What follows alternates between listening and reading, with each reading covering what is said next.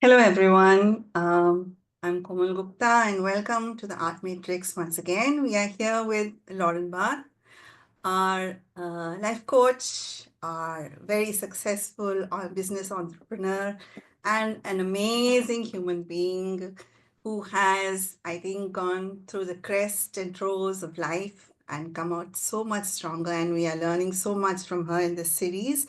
This is the final episode of our four-part interview series with Lauren Barth, and we've covered self-care in the early episodes, mindfulness, and work-life balance. And today we go on to being authentic.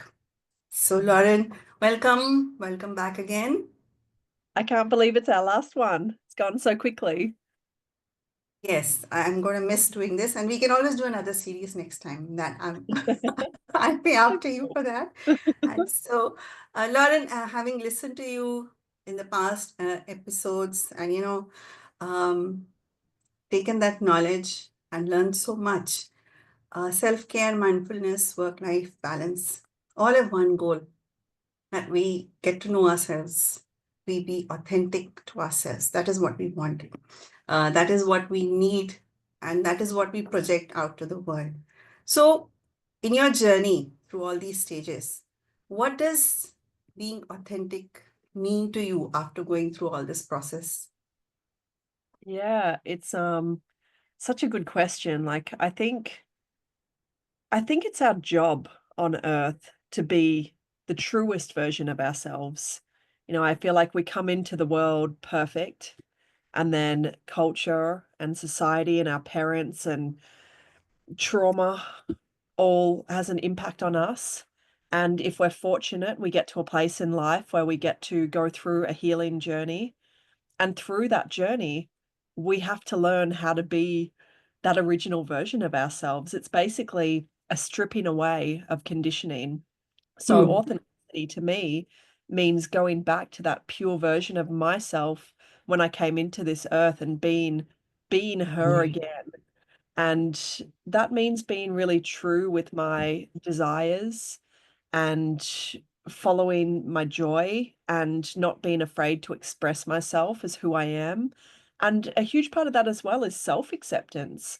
I think self-acceptance and expression go really hand in hand. Like putting yourself out there in the world means that you have to have such a beautiful like love and acceptance for yourself to do that in an authentic way. I mean, of course, there's so many ways you can do that disingenuously, but to do it in an Hmm. authentic way, yeah, there's a big self-love and self-acceptance piece there as well. All right. So, self-love, peace, acceptance. Again, I'll circle back to this is within ourselves. All right. We've done the work, we've done everything. In the end, we have to interact with everyone, the world, and all. So that authenticity, validation, we look for validation. I sometimes feel that this process is kind of looking at validation from ourselves and the world. What does it mean? You validate yourself, you're at peace, self acceptance, self love. What about validation from others, from the world? What does that I mean to used you? to I used to care a lot about that stuff. Hmm. I spent most of my life, like a lot of people, certainly most of my career, being very validated by what other people thought of me. So, of course, being popular on social media, online, being an influencer, having great clients, getting the best jobs, being the most successful, all of those things were the things that made me feel worthy. And when those things started to leave or be taken from me due to inevitable circumstances and life changes, we had the pandemic, I started having children, things changed. I made the decision to walk away from business as well 3 years ago. So, all of those things that gave me a sense of self and validation and acceptance and love and connectedness, they were now all gone. And Mm-hmm. that left me in a really unusual place. I didn't know who I was. I didn't feel safe inside of myself. I certainly didn't love and accept myself because all of these things that I thought I needed to be loved, I didn't have anymore.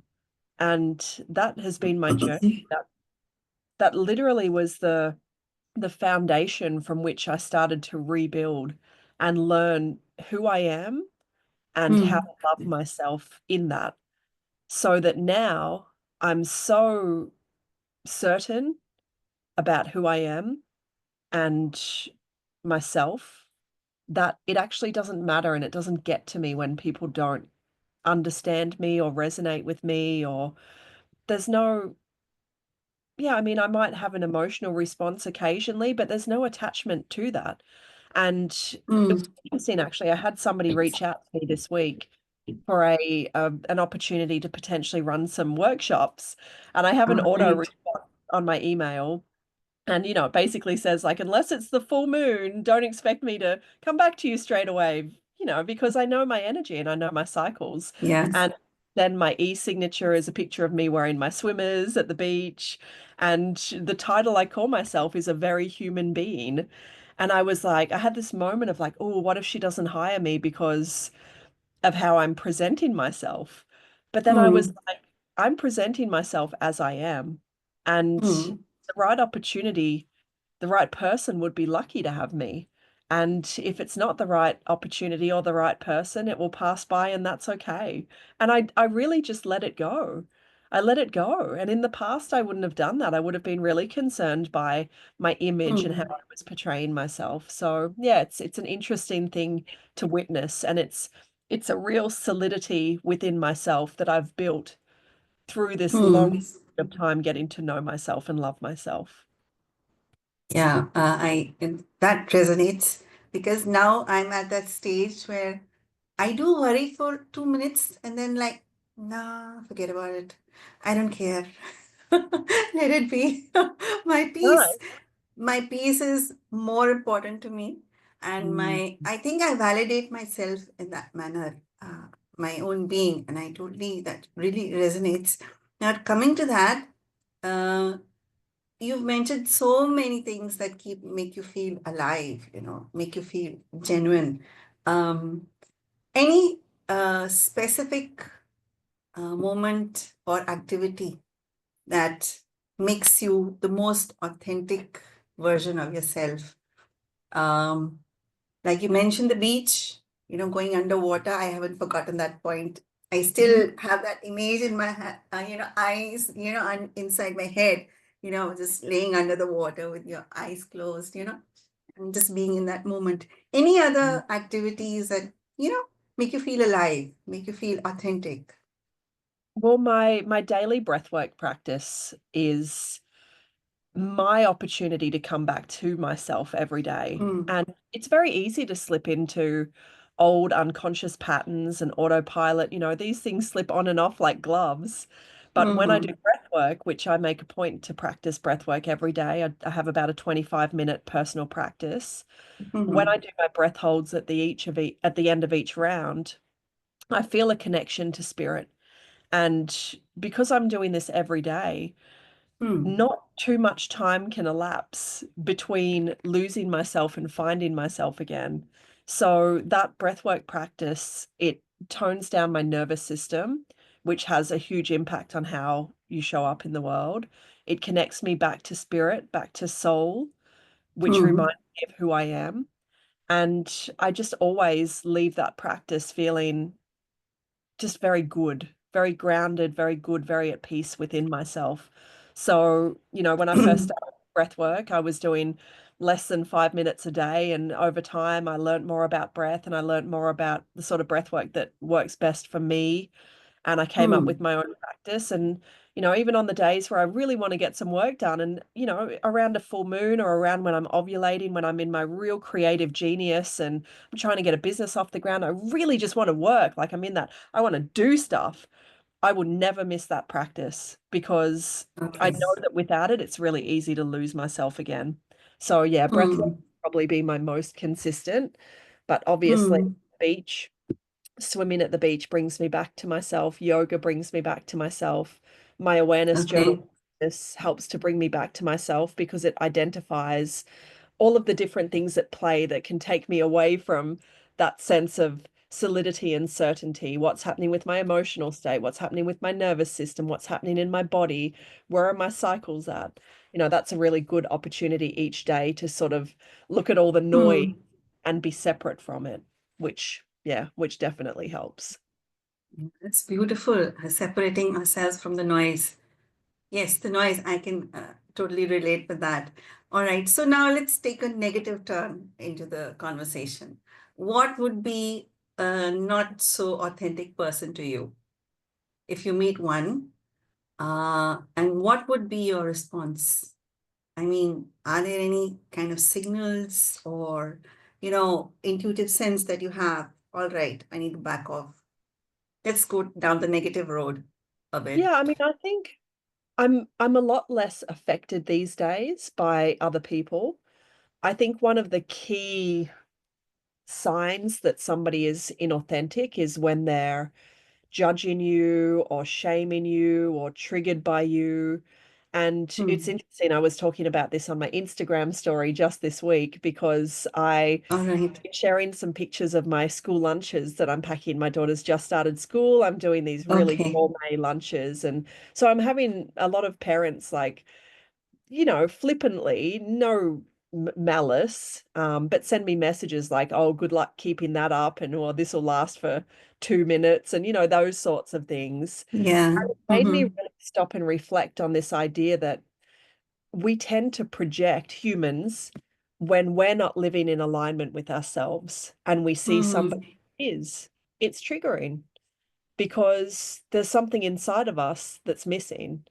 And I remembered that when I first had Markia and I was working in the business full time and I was ordering Uber Eats and feeding her trashy snacks and giving her iPad every night, I Mm-hmm. remembered that I would see things on social media and I would just, be that person with the, oh, good luck with that. And, I was judging others and projecting my discomfort out into the world Mm-hmm. because I knew that I wasn't doing the right thing and I wasn't aligned within myself. So, Mm-hmm. having been in that role, when I recognize other people doing that, I I don't need to attach myself to it. I need to have boundaries around it and not be around that energy. But also I understand that it's just actually their stuff. It's got nothing to do with me. It's their stuff. So I Mm-hmm. know that I'm living a life really aligned with who I am. I know I live by my Mm-hmm. values every day. I know I'm doing the best that I can. I have a lot of pride in how I show up in the world and the roles, the hats that I wear, um, business owner, partner, and myself, like who I am for myself. So I don't really need to pay that much attention to people who aren't. And I guess another test would be when I'm in a social situation and I'm having a conversation with somebody and Mm-hmm. I am in a good state and I'm very present in that conversation, I can look into another person's eyes and just see that they're actually not there at all. They're True. standing right in front of me, but they're not there. No Mm-hmm. curiosity, there's no settledness in their spirit. They're just Mm-hmm. operating by autopilot by default and By not even default. really listening to me. So yeah, Mm. that's interesting that I can notice that now and yeah, and again, like not True. pursue deeper relationships with people like that. Yeah, I totally agree with that. And that again resonates a lot because, yes, the eyes are the windows of the soul. You get to know body language, cues, you know when to step back and when you have to lean in. So what I found very interesting in your last answer was the pride part in the way you show up, in the way you present yourself to the world. So authenticity, I think, equals to pride. That finally that realization is there that yes, I'm worth it. Mm, This is how I show myself, how I show up for myself, and how I show up to the world. I think that's that equal sign. Show up for myself equals to showing up to the world. So that was very interesting. Could you please elaborate more on this pride part? This is very interesting. This power, it's not the negative sense of pride, ki I'm above everybody. It's that more humble kind of pride that you have. Yes, this is me. Could you please elaborate on that? How do you see that? Yeah, I mean, I know that there are like negative definitions of pride. So I guess I would almost describe it as solidity within Hmm. myself. Like I actually don't need to show off anymore. I used to like really want to join in on conversations and let people know Hmm. that I had this many Instagram followers and I was a big deal and I worked, I'd find ways to slip things in because the ego wanted me to Hmm. be significant and important. And now when Hmm. I'm in conversation with new people, I don't feel any desire to speak, to talk about my past successes, to identify with external things that I've done or that have happened to Hmm. me. It's just there's a certainty and an energy inside of me, whereas I don't need people to think that I'm important. And it's funny, like, we all crave significance, whether we want to or not, or like it or True. not. But True. that part of me has like it's really diminished since going on this Hmm. journey. Like I don't really care if people think that I'm important or not. It actually just doesn't really matter to me anymore because I know that my life has meaning and I know that I'm important and I know that I Hmm. have a role to play. And I just, yeah, I get to do that. I get to do that. And it's such an inward journey. It doesn't, nobody needs Hmm. to be involved. It's just about me. True. True. I love that part that nobody needs to be involved. Yet, you are so intertwined with your family, with your immediate environment. I think your immediate environment, your family also has a role to play in this. When you look at uh, your partner, better half, I will not use the word better half, your partner. So, your partner, your children. See, when you look at your children, then you realize that innocence, you wonder where did it go when you look at them playing? Where did it go? So that sets you off on your journey. So, Lauren, same again, your family. Uh, that is also a part of your journey, isn't it? So, how did it help in grounding you? This innocence, this learning from each other, and getting angry also, getting mad Mm, at each other, you learn. So, absolutely. how does your authentic self show up then? Are you at your rawest, or are you at your mildest, or are you somewhere in between authentic with them? Well, as you know, children can be extraordinarily triggering. Yeah, Having that's right. children can bring up our core wounds Hmm. because any need that we had as children that wasn't met, when we see Hmm. our children in that, True. yeah, it's very easy to get into autopilot. And I catch myself doing it all the time with the way I Hmm. speak with my children and behave around them. But it's really interesting you would ask that question because literally just 2 days ago, my daughter had probably the worst meltdown that she's had since Hmm. I've had her. She's turning Okay. 5 in a couple of weeks, and it was Hmm. a big one. She'd been at school all day. She'd had a play date with her best friend immediately after school, and she Hmm. just to this point where her energy was so erratic and so high that I just had to call time out. And I had done a transformational breathwork practice on the weekend. This is the weekend just gone. Okay. Transformational breathwork is a very intense, trauma releasing, stressful breathwork technique. It's about 2 hours Hmm. all told, and it leaves you completely depleted the day that you do it. But afterwards, you just get so much vitality and energy, and your nervous system is so settled and you're so soothed. So I'm in that Hmm. place at the moment still. And I was in Okay. that place when my daughter had this meltdown. And I literally picked her up to remove her from the environment that she was in because I recognized that she was at the point of no return. I took her Hmm. into the shower, at which point she started to cry uncontrollably. I tried to offer her comfort that she didn't want. And she went right to the back of the shower and she started crying and saying, verbalizing words that weren't even that weren't even words. Like I've never seen Mm, her so dysregulated, and she was a mess. And at first I mm, noticed my thoughts go to, I was the victim in it. It was happening to me. Also guilt, I should have picked up on it earlier. Also projection, Emmanuel should have done something. He was supposed to have the kids, my husband. So all of this stuff was happening while she was at the back of the mm, shower, just like inconsolable. And I had mhm. a moment of such certainty of what to do that I just picked her up, and she's a heavy child. She's an African Okay. girl. I put Um, her in my arms, I sat down with the warm water over us, and I held her flush against my chest. And I just went, shh, shh, shh. And I let her cry it out. And in that moment, mm, I realized like I was being for her what nobody could be for me when I was little. And that is the definition of healing generational wounds. I was so certain and solid in myself in that moment that I could give her something I mm, never received. And that was so beautiful. And I thought to myself, this is why I do breath work. This is why I go to yoga. Like sometimes I go to yoga when the kids don't want me to go.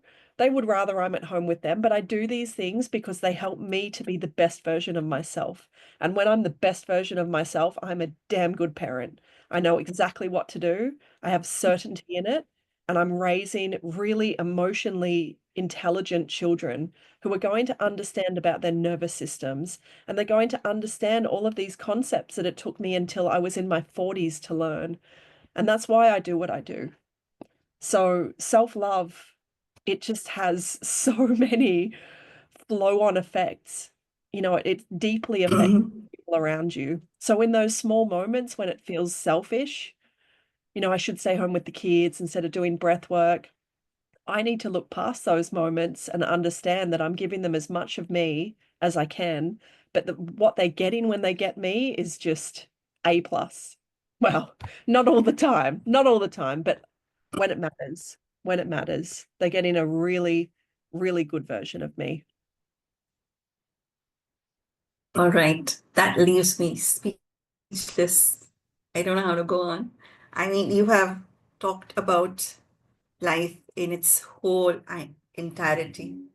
I mean, the mother, the child, they represent the universe in our world, in India. They represent the whole energy through which the world is grows, what life is. And when you said that moment that you gave your child what hadn't been given to you, that was the most transformative, authentic version of yourself, I think, at that moment. That was beautiful. Thank you so much for sharing that. That was deeply personal. And again, I'm speechless. This has to be taken in and, felt very deeply. As a mother, I understand.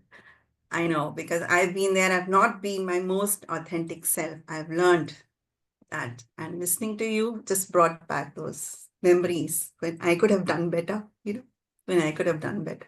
Thank you so much.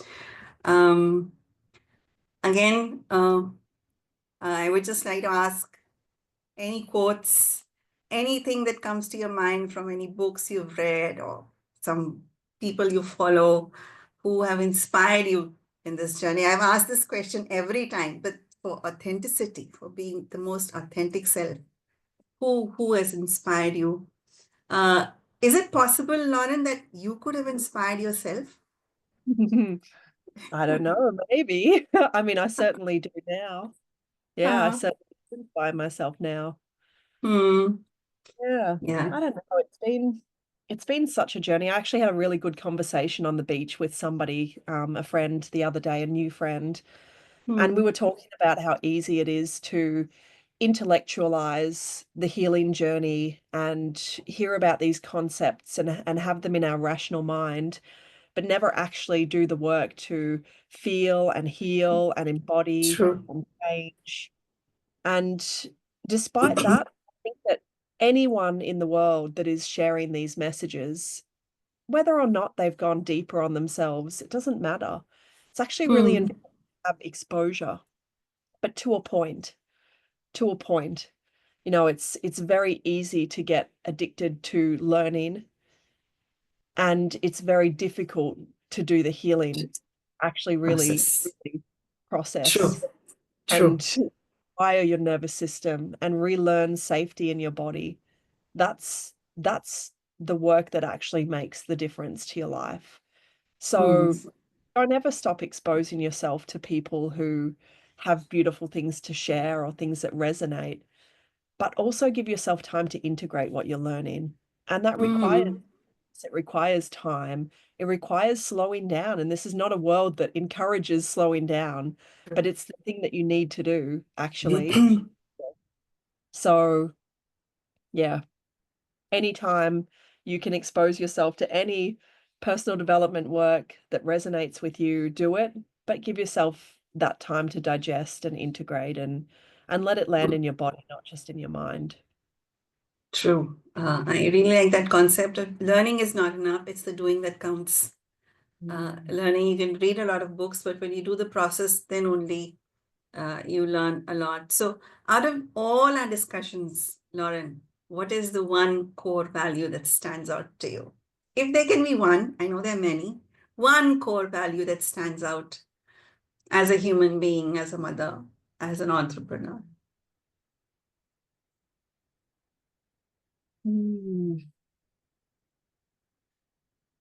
I mean, my highest value is myself, honestly. My highest value is myself. Like everything Okay. comes from, and it's not just an intellectual value, although I have, I've used tools online to figure out my values and I have thought about it rationally. But when you look at Hmm. how I spend my time, how I spend my money, the things that I think about, being Hmm. the best version of myself is the number one most important thing that I do. That's my highest value. And I think that that should be everybody's highest value.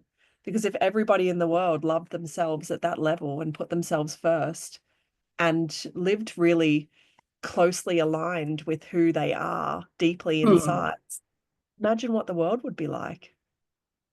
True. Imagine. We'd be Total happy. magic, I guess. Total magic. Yeah, no, thank you so much, Lauren. I mean, you kind of summed up everything that we discussed into ourselves, the highest value. We invest in ourselves and then we move on to the world. And now we come to the end of our 4-part series of the Art Matrix. And I'm feeling a bit saddened now. We, we are not going to be talking about this, but I do hope in the future that we can maybe take this forward. Thank you so much for your wisdom. Thank you so much for your time, your patience with me and answering those questions. I think with your whole being, you just gave it your all and really appreciate it. Thank you again. And we hope to see you sometime in the future. We'll work together. That would be so good. Would you like to say anything before we close the series? Well, I would like to acknowledge you because I always enjoy our conversations. I love being interviewed by you because you listen and you steer the conversation based on what you hear with your heart, not just your ears. And that's quite a Mm, rare, these have been interviews where I've been able to speak my truth more deeply than I have in other interviews because of mm. the dynamic between the two of us. So I think you're on the right track with living an authentic alive life as well. This is definitely something that you're meant to be doing. Thank you so much. I deeply treasure those words. They kind of ground me and make me happy at the same time. I'm saddened today. I'll be sad for quite a long time till we get together again. I'm going to miss our talks. Thank you so much, Lauren, and see you again soon. See you Bye. again.